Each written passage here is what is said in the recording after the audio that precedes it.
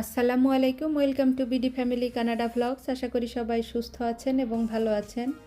আজকে আমি চলে আসলাম সবচাইতে ইজি এবং সুন্দর ওয়েতে, কোনো রুটি বেলার ঝামেলা বা ডো তৈরির ঝামেলা ছাড়াই কাচুরি তৈরি করা যায় একদম পারফেক্টভাবে, সেই রেসিপি নিয়ে। আশা করি সবাই এনজয় করবেন। আমার যে সকল আপু এবং ভাইয়ারা রুটি বেলা বা ডো তৈরির ঝামেলা এড়াতে চান, তাদের জন্য ইনশাল্লাহ আজকের ভিডিওটা উপকারে আসবে।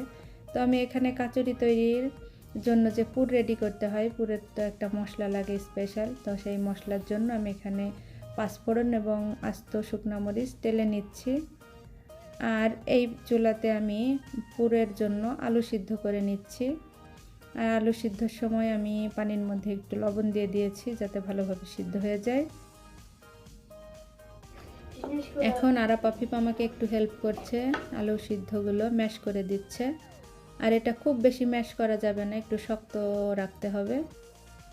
তো এই যে ভাজা উপকরণগুলো আমি ঠান্ডা করে নিচ্ছি। এখানে পেঁয়াজগুলো কেটে নিয়েছি। তো পেঁয়াজগুলো এই যে আমি এখন তেলের মধ্যে একটু নাড়াচাড়া করে নিচ্ছি। আর এই যে মশলাগুলো ঠান্ডা হয়ে গেছে, এখন গুঁড়া করে নেওয়ার পালা।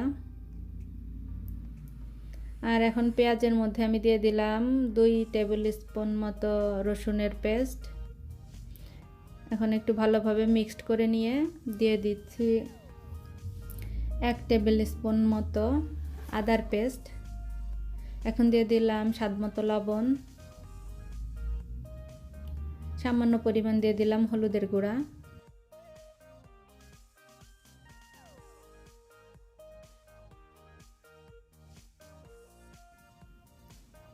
আর এই যে সেই গুঁড়া মশলাটা এখন দিয়ে দিচ্ছি।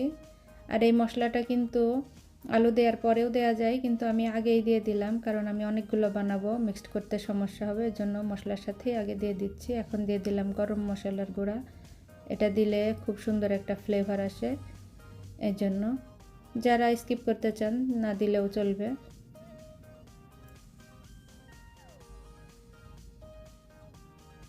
তো আমি এই যে আলুগুলো দিয়ে এখন ভালোভাবে মিক্সড করে নিচ্ছি। আর এই যে দেখতেই পাচ্ছেন যে খুব নরম না, এটা শক্ত শক্ত একটা টেক্সচারে আছে আলুগুলো।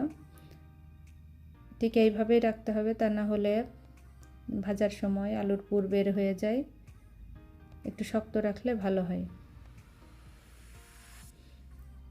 তো মোটামুটি এই যে কাচুরি তৈরির পুরটা রেডি হয়ে গেছে। এখন এটা ঠান্ডা হোক আর আমি এদিকে ডোটা তৈরি করে নিই। ডো বলতে আমি এখন এই যে একটা ব্যাটার তৈরি করব।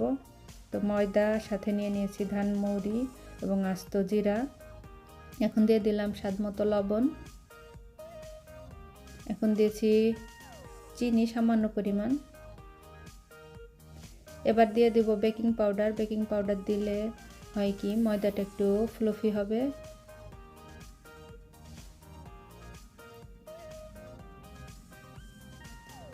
দিয়ে দিলাম 1 টেবিল স্পুন মতো শুকনা মরিচের গুঁড়া, এটা আমি কালারের জন্য দিলাম। আপনারা চাইলে হোয়াইট পেপার বা ব্ল্যাক পেপার ইউজ করতে পারেন।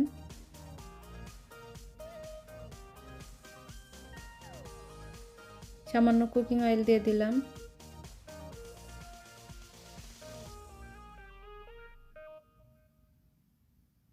আর এই যে সুন্দর ফ্লেভারের জন্য দিয়ে দিলাম গরম মশলার গুঁড়া।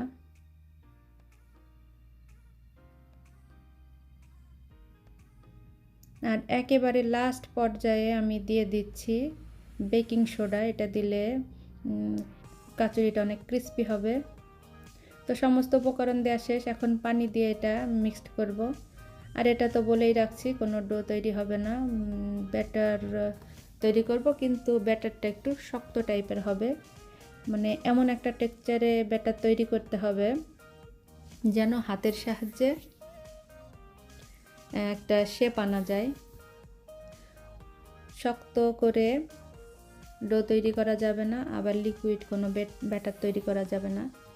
এমন একটা টেক্সচারে বানাবেন যেন হাতের মধ্যে দিয়ে একটা শেপ তৈরি করা যায়।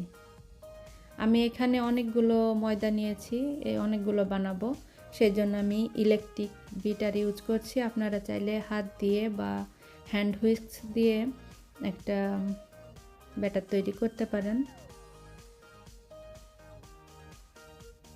তো এইভাবে আমি একটু বিট করে 20 মিনিট মতো ঢেকে রাখবো, তাহলে একটা সুন্দর টেক্সচার তৈরি হয়ে যাবে।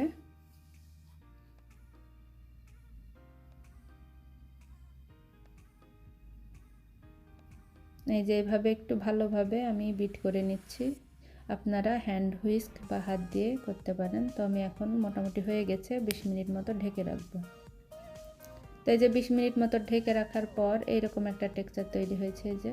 এই যে আমি হাতের তালুতে এইভাবে দিচ্ছি, হাত দিয়েই সুন্দর একটা রুটি তৈরি করা যাচ্ছে। এই যে, আর যখন এটা বানাবেন অবশ্যই হাতের 2 তালুতেই তেল বা ঘি ব্রাশ করে নেবেন। আমি এখানে ঘি ব্রাশ করে নিয়েছি। এখন পুরটা ঠিক মাঝখানে দিয়ে দিয়ে রুটির চারপাশ থেকে এনে, মানে রুটির চারপাশ থেকে যে এইভাবে ধরে মাঝখানে এসে সিল করতে হবে, সবগুলো এক জায়গায় আনতে হবে। এইরকমভাবে সিল করবেন। আর এই সিল করাটা কিন্তু ভালো করে করবেন যেন খুলে না যায় বা পাতলা না হয়ে যায়। খুব বেশি মোটা বা খুব বেশি পাতলা করা যাবে না। যখন বানাবেন নিজেই বুঝতে পারবেন কোন শেপে করলে ভালো হয়। আর কোনো বেলার প্রয়োজন নাই, এভাবে হাত দিয়ে একটু তেল লাগিয়ে চাপ দিলেই সুন্দর একটা শেপ চলে আসবে। আর যে পাত্রে এটা রাখবেন অবশ্যই সেই পাত্রে তেল বা ঘি ব্রাশ করে নেবেন। আর আমি ওগুলা কিন্তু হ্যান্ড গ্লোভস পরেই বানাইছি। তো আপনাদের ভিডিওতে হ্যান্ড গ্লোভস দিয়ে বানিয়ে দেখাইতে গেলে ভিডিওটা ভালো আসছিল না, রুটির কালার আর গ্লোভসের কালার একরকম হয়ে যাচ্ছিল। তো আমি গ্লোভসটা খুলে এই যে 2টা বানিয়ে দেখাচ্ছি। নেক্সট এই যে হাত দিয়ে চেপে চেপে রুটির মতো গোল একটা শেপ তৈরি করলাম। তারপরে পুরটা দিয়ে মুখটা সিল করে দিচ্ছি।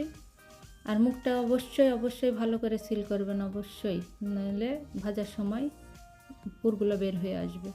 তো তেল আমার মোটামুটি ভালো মতো গরম হয়ে গেছে। আমি একটা একটা করে কাচুরিগুলো দিয়ে দিচ্ছি। প্রথম পর্যায়ে কিন্তু তেল কোনোভাবেই ঠান্ডা রাখা যাবে না। প্রথম পর্যায়ে তেলটা ভালো মতো গরম থাকতে হবে। তারপর যখন এক পাশ হয়ে যাবে অন্য পাশ উল্টে দেওয়ার সময় চুলার আঁচটা হাই টু মিডিয়াম আছে বা লো আছে দিয়ে রাখবেন। এটা ভাজার সময়ই বোঝা যাবে যে তেলের গরমটা কোন পর্যায়ে রাখবো, মানে চুলার আঁচটা কি পর্যায়ে রাখবো। তো মোটামুটি দেখতেই পাচ্ছেন কত সুন্দর হয়ে গেছে, কোনো রুটি বেলার বা ডো তৈরির ঝামেলা ছাড়াই কাচুরি তৈরি হয়ে গেছে। তো আপনারা যে কোনো শেপে, বড় ছোট যে কোনো শেপে বানাতে পারেন। তো একটা একটা করে আমার যেহেতু কাচুরি হয়ে গেছে, একটা একটা করে তেল ঝরাইয়ে উঠাই নিচ্ছি আমি।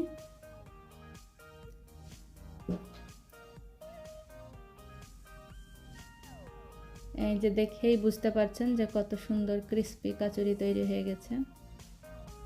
আর এটা কিন্তু উপরের অংশ একটু ক্রিস্পি হবে, ভিতরে একটু ইয়া থাকবে, যেরকম পারফেক্ট কাচুরি হয় ওরকমই ভিতরের অংশ বেক করার মতো আর উপরের অংশ ক্রিস্পি। এই যে সমস্ত কাচুরিগুলো আমি ভেজে নিলাম, আর ফ্রাই প্যানে কয়েকটা আছে। তো আমি এখানে মোট 90টা মতো কাচুরি বানাইছি। আমি 100টা বানাইতে চাইছিলাম, কিন্তু ব্যাটার শেষ হয়ে গেছিলো, পুর এখনও আছে। তো আমি এগুলাই বানাই আজকে নিয়ে যাব মসজিদে।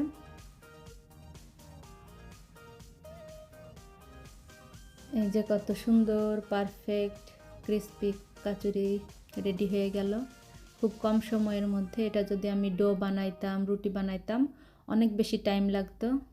তো হাত দিয়ে এরকমভাবে বানাইলে খুব কম সময়ে হয়ে যায় এটা।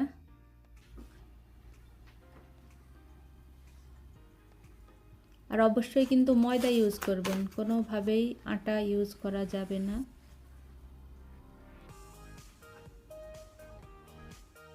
তো এই যে আমরা এখন রেডি হয়ে কাচুরিগুলো ব্যাগের মধ্যে করে নিয়ে চলে যাচ্ছি মসজিদের উদ্দেশ্যে। আর আপাফিফ দেখতেই পাচ্ছেন মহা খুশি। মসজিদে যেতে তারা খুবই পছন্দ করে, কারণ তাদের ফ্রেন্ডরা আসে, পরিচিত সবাই আসে, দেখা হয়। তো ওরা অনেক খুশি হয়। আর বাচ্চাদের ছোট থেকেই মসজিদমুখী করা আমার কাছে মনে হয় উত্তম। তো আজকের মতো এই পর্যন্তই। নেক্সট কোনো ভিডিও নিয়ে আবার চলে আসবো আপনাদের মাঝে। সবাই ভালো থাকেন, সুস্থ থাকেন। আল্লাহ হাফেজ।